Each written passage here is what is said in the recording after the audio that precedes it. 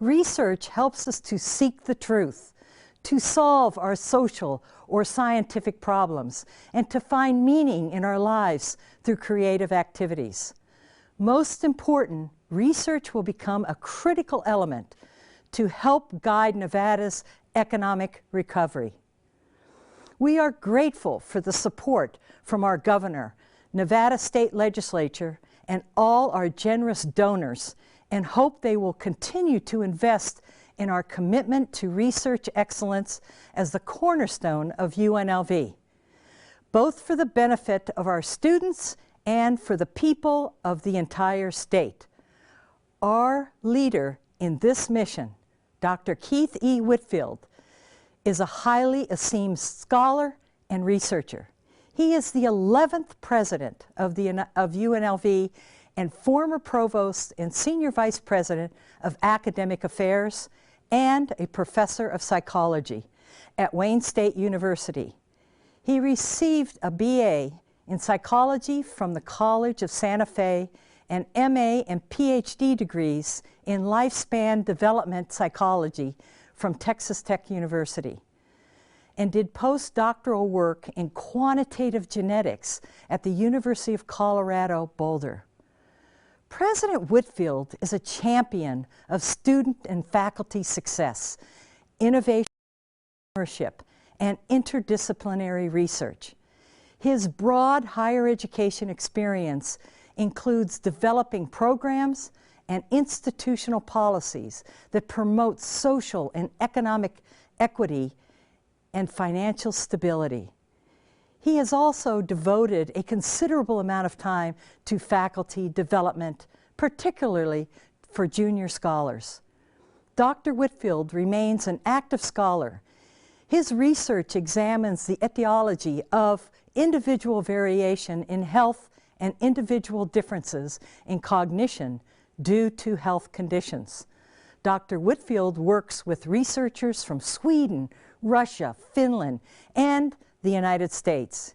He has been continuously funded researcher for more than 20 years through NIA, NIH, and NSF, with projects totaling more than 18 million, and has authored or co-authored over 200 articles, books, and book chapters. His current research project focuses on the relationship between stress and longevity in African American families in North Carolina.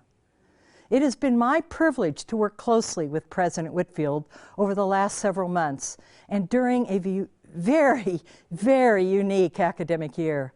He has kept us on track to what is most important, the success of our students. UNLV is very fortunate that President Whitfield was willing to take on the enormous task of leading this university and keeping us moving forward in a positive direction. He is a warm and caring individual, strategic thinker, and an avid champion for UNLV. Please join me in thanking and our President of UNLV, Dr. Keith E. Whitfield, for the State of the University Address. President Whitfield. Thank you so much, Vicki. I'd also like to thank the entire Faculty Senate for your support since my arrival at UNLV last August. I hold shared governance as critical to great universities, and you and your colleagues are the epitome of that philosophy. And special thanks to former President Marta Biena for all her support and work. Well, hello, colleagues, students, alumni, supporters, and dignitaries. Wow, what a year we've just completed. I've been in higher education for more than 3 decades, and I cannot recall a more challenging time. Maybe everyone can say that, particularly in 2020, but these are unusual times for sure. I've never shied away from a challenge, though nor has the university. They say that smooth seas don't make skillful sailors. I'm so proud of how UNLV faculty, staff, students, and administrators pulled together, adjusted, and successfully fulfilled our mission during a tumultuous past year. While this period has been unconventional and disruptive at times, we've persevered and risen to the occasion. I know it's not been easy, whether you've been working from home, teaching remotely, or working on campus. Thank you for your passion and dedication to supporting and pursuing higher education. And it's just further reinforces my decision to come to this great university. UNLV is uniquely positioned for long-term success. Now, that doesn't mean that there's not work to do or that we're perfect. But there's so much good here, and so much has been achieved over the last several years. My job, along with all of you, is to build on that success, to make what's already great even better. Nationally, this past year has generated much discussion about how higher education will evolve and how it will emerge from this pandemic. I believe public urban research universities like ours are the pillars that will support the future of higher education. We have the ability to weather the so-called 2026 cliff of declining enrollments better than most of our counterparts. That's because we draw from a large centralized population base, and it's more than that.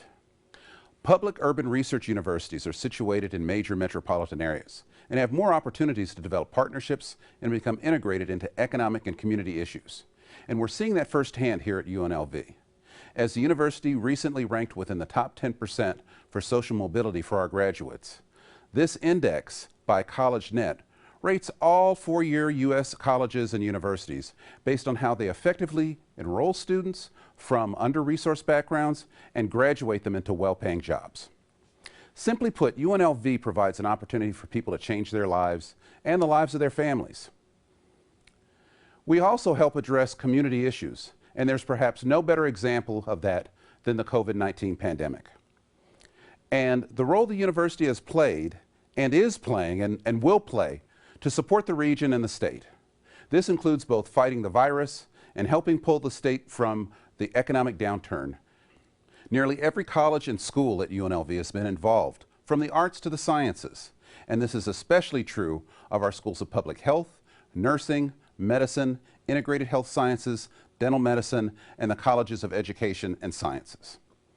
As well as the Student Wellness Center and the practice, we've partnered with the state of Nevada, Clark County, Southern Nevada Health District, University Medical Center, Clark County School District, and the business community at large to mitigate, monitor, and navigate COVID-19.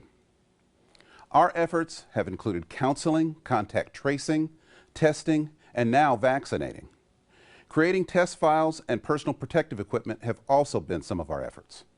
Offering services to emergency responders, serving as first responders or healthcare support staff, and tutoring young children while their parents are working.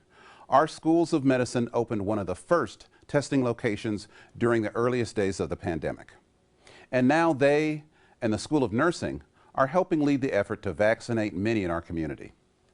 The same is true for our School of Public Health, which has trained 200 students through a grant from the state to perform much-needed contact tracing, and epidemiologist Brian Labus has provided critical counseling as a member of the Governor's Advisory Committee.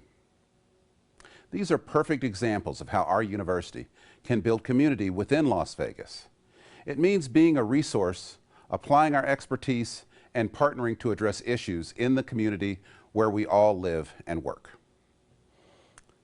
Building a community also has an inward focus. As many of you are aware, I spent a good portion of time on a listening tour during my first few months on the job. I wanted to hear what our faculty, staff, students, and community members think about UNLV. I learned how truly dedicated people are at UNLV and how great this university is. But I also heard some frustration, some sadness, and some anger. There's now a summary of those conversations posted on the website.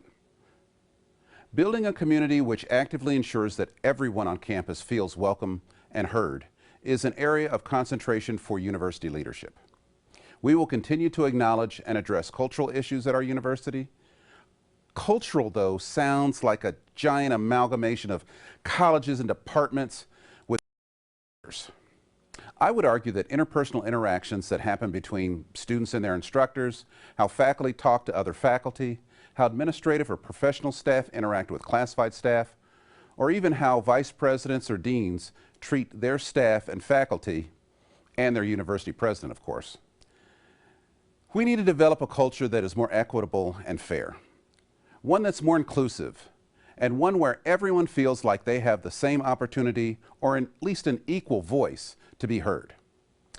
We need to feel comfortable having these discussions and not become defensive, irritable, threatened, or scared. It means that we need to have grace. Grace, in part, is admitting when we're wrong and allowing others to admit when they're wrong in a non-threatening and safe space. When we create that culture and when we come together in this way, we can achieve great ambitious goals. It's only then that we can build a campus community that's fully healthy and flourishing. Now, it won't happen quickly, and we'll never be perfect. We do, however, need to strive to be better, to do better, and not to punish ourselves when we make mistakes. I want us to set our sights high as a university. We cannot limit ourselves to only what we've seen or fear what we've not yet done or tried before.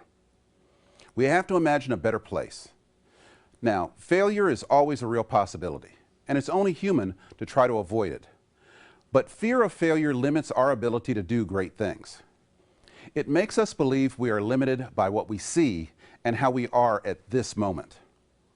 I challenge us not to fear what we are yet to be. We need to embrace change because it makes us better.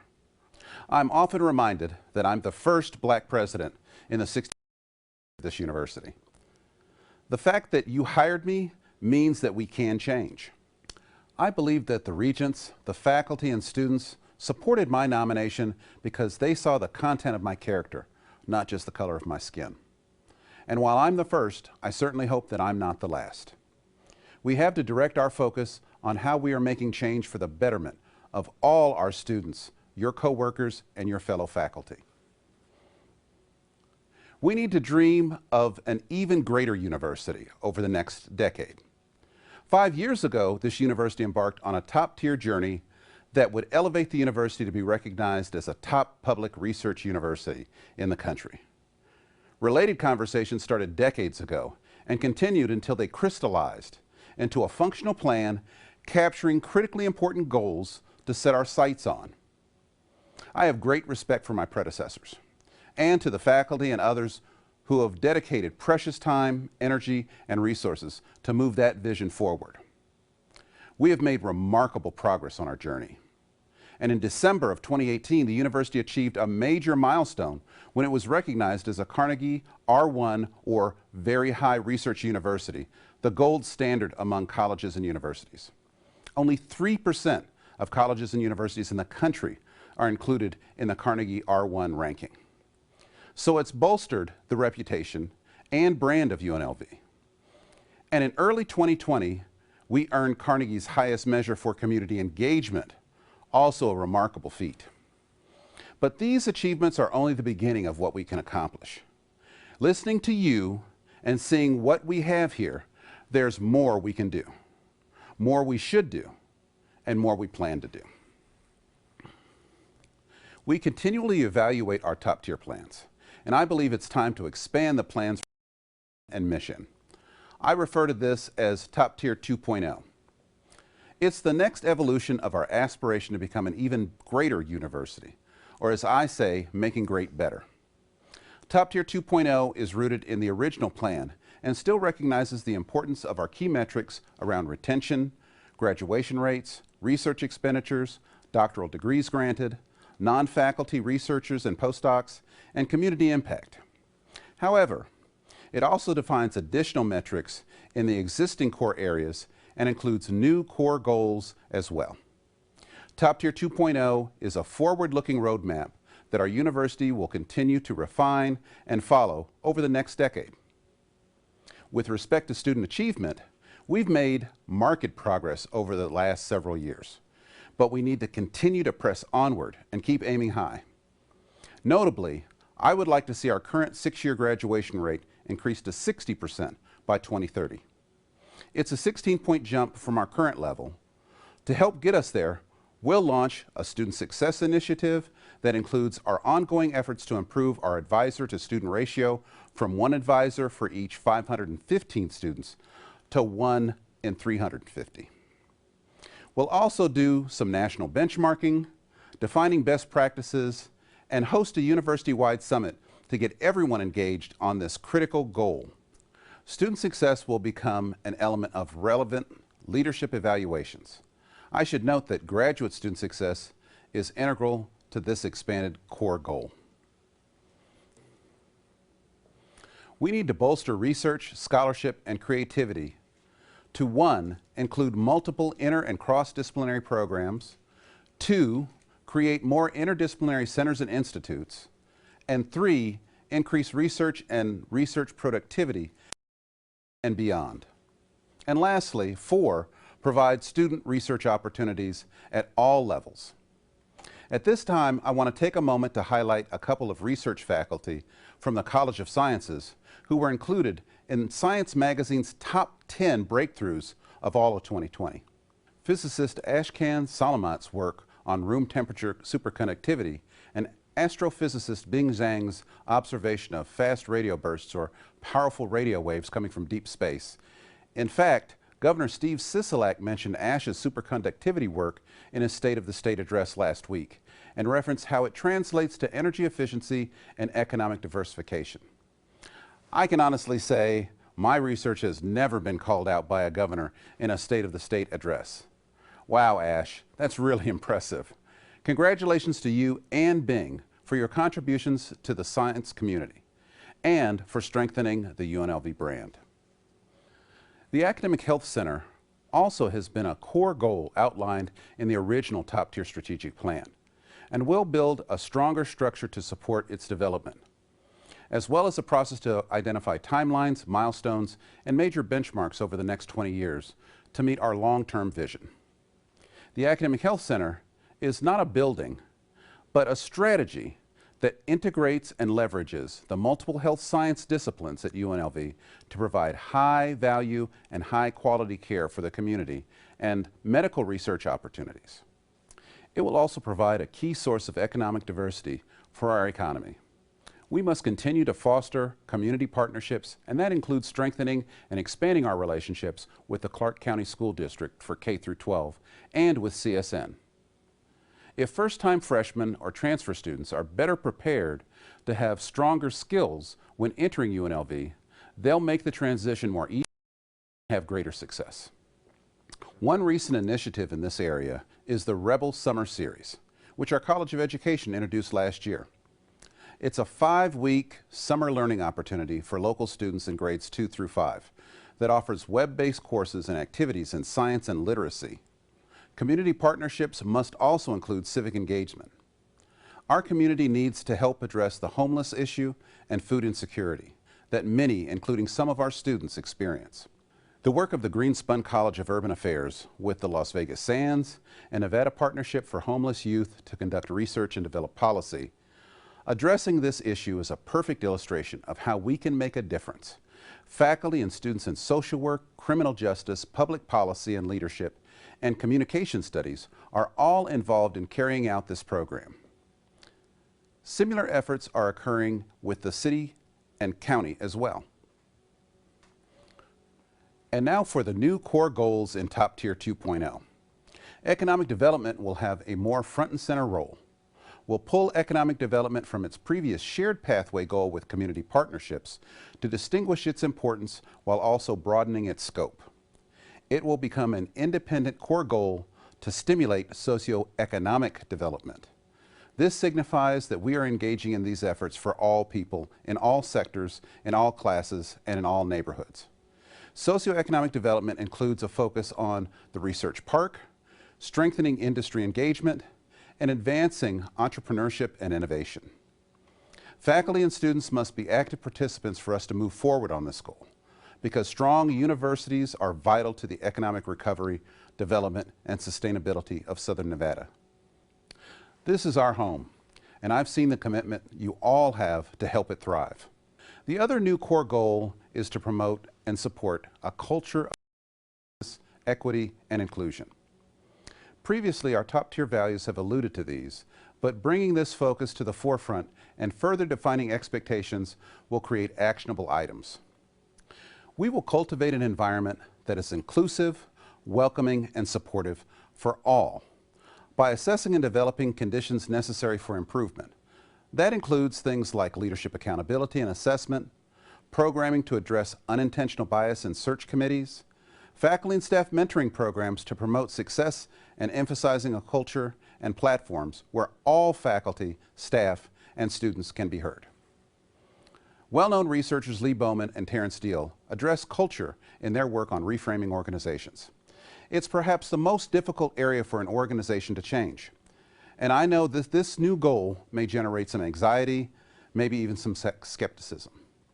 However, we need to realize our deficiencies and acknowledge there is inherent structural racism at this university.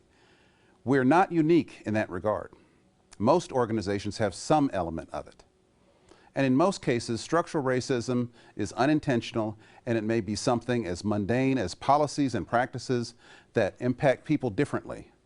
Some may ask, what does this have to do with graduating students? But if we're going to reach the next level, we need to realize and understand that this is a challenge that needs to be addressed at UNLV too. And as a major public research university that has one of the most diverse undergraduate student bodies in the country, we should be a leader in this area. It begins with not being afraid to discuss it and making it a priority. Earlier this week, the Faculty Senate had an honest, difficult conversation about issues with diversity and inclusion at UNLV. I applaud their insight and desire to make changes for a better university environment, faculty and staff. I'll be working with them to refine more definite goals in this area. Some of the programming and professional development opportunities we need to offer already exist. The UNLV College of Liberal Arts offices of diversity initiatives and student diversity and social justice, in partnership with the Anti-Defamation League and the Interfaith Council of Southern Nevada, launched a series last spring that addressed the effects of racism on public health, indigenous and land justice, and issues of the First Amendment. UNLV Libraries and the College of Urban Affairs also developed a panel discussion about race-related media coverage, economics, healthcare, criminal justice, and education. Both series continue in February during Black History Month. The Anti-Black Racism Task Force and the Minority Serving Institution, or MSI Task Force, continue to do work in this area as well. These are important steps forward. We will cultivate and develop more. Finally, in Top Tier 2.0, we will continue to develop our infrastructure while ensuring shared governance remains at the heart of all that we do. But we will also strategically deepen the culture of philanthropy and alumni connection to bolster our financial sustainability. Philanthropy is so important to continued growth and success as a university because it provides the ability to support students, launch new ideas, and to make already great programs even better. 3 of the many recent examples include a $9 million gift from the San Manuel Band of Mission Indians to work with our law and hospitality programs to develop first-of-its-kind programs in tribal gaming law. A $6 million commitment to advance brain health through the Chambers-Grundy Center for Transformative Neuroscience, and a $5 million gift from Panda Express co-founders Andrew and Peggy Chung for the nation's academic program in casual restaurant management.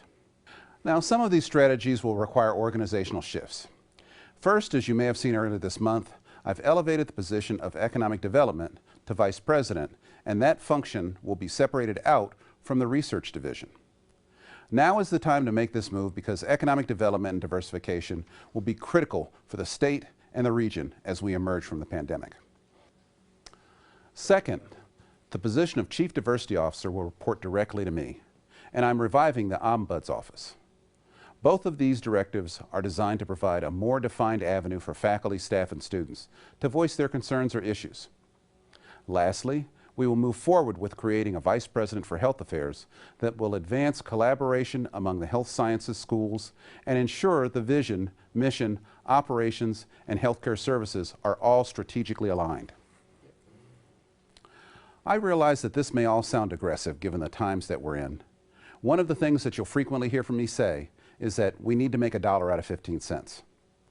I know how difficult the budget situation has been at times, and several of you have mentioned that we still haven't fully recovered from the Great Recession of 2008. I spent the better part of 3 decades in higher education, and I know that budgets are always a challenge for public urban research universities. We have been fortunate, though, that our enrollment has held fairly steady during this pandemic, and we must be prepared to capitalize on and be a part of the economic recovery.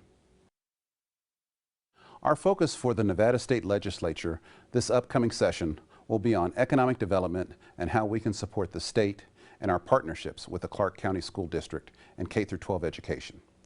We also want to reinforce the importance of the Medical Education Building and the College of Engineering Building. I am so appreciative to Governor Sisolak for including these capital projects in his proposed next biennium. It's a bold decision during unprecedented times. I would expect nothing less from our governor, and we will demonstrate that investing in UNLV is good for everyone. It's been a busy 5 months, and I can't stop thinking morning, day, and night about all the opportunities at UNLV. I came here because I have tremendous respect for this university and each one of you. But no one individual can move this university. It takes a collective effort from all of us, and we need to realize that we may fail at times along the way. But don't be afraid of failure. Learn from it, build on it, and grow from it. I won't get upset if we fail periodically trying something new, only if we don't try at all. We can't have the attitude because we've always done it that way. These times require more innovative and entrepreneurial thinking than ever before. Now, rebels aren't afraid to fail or create a new path when one doesn't exist. I was drawn to this university because I identified with that spirit, that determination, that daring style. We are all unconventional, independent, tenacious, and resilient. That's a rebel. Our university, our community, our society has changed. We need to be thoughtful and to evaluate, adjust, and evolve. The decision announced last week to formally retire the Hey Reb mascot is an example.